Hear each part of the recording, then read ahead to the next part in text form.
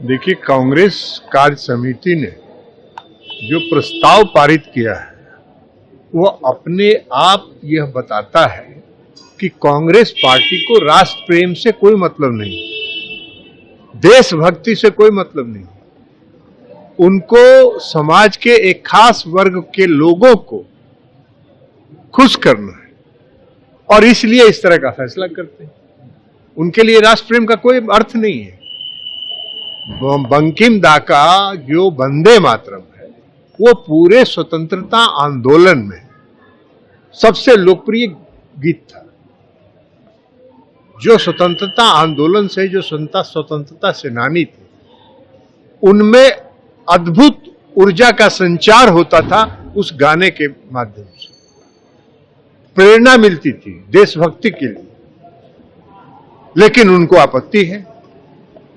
और आपत्ति क्यों है? इसलिए कि तीसरे छंद में, तीसरे जो वंदे मातरम गीत है उसके तीसरे छंद में यह अंकित है कि भारत मां को शक्ति के रूप में देखा है। चौथे अंक में दुर्गा की चर्चा है, तो इसलिए उनको दो छंद गाना है और बाकी का छंद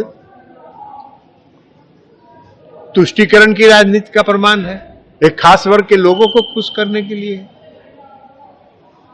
कांग्रेस पार्टी ने यह साबित कर दिया इस फैसले से कि उनको इस देश से, देश प्रेम से कोई मतलब नहीं। इस गीत के कारण देश प्रेम के लिए स्वतंत्रता आंदोलन में जो सबसे ज्यादा लोगों में अद्भुत संचार करता था, प्रेरणा देता था देश प्रेम के प्रति लोगों को, और खास करके गांव में जो अनपढ़ लोग थे, जो पढ़ा लिखे लोग नहीं थे, वहां इस गीत को देख के और तिरंगा झंडा लहरा के और लोग इस गीत को गा के बाहर निकलते थे। उससे उनको कोई अर्थ नहीं, उस इतिहास से कोई मतलब नहीं है। और मोदी जी की सरकार ने उसी वंदे मातरम के गीत को राष्ट्रगीत के रूप में कानूनी हक दिया, कानूनी अधिकार दिया। और वो कह रहे हैं कि हम राष्ट्रगीत को नहीं गाएंगे, हम दो छंद गाएंगे, इसलिए कि तीसरे और चौथे छंद में समाज का एक वर्ग आपसे नाराज हो जाएगा। यही राष्ट्र प्रेम है और इसी राष्ट्र प्रेम के बल पर आप इस देश में शासन करना चाहते हैं। उनको शर्म आनी चाहिए ऐसे निर्णय। कांग्रेस पेपर लीक और चंदा चोरी को लेकर देश छोड़िए ना, कांग्रेस पार्टी को पास कुछ है जब इसके बाद कुछ नहीं बचा है। देखिए, कांग्रेस कार्य समिति ने जो प्रस्ताव पारित किया है वो अपने आप यह बताता है कि कांग्रेस पार्टी को राष्ट्र प्रेम से कोई मतलब नहीं, देशभक्ति से कोई मतलब नहीं।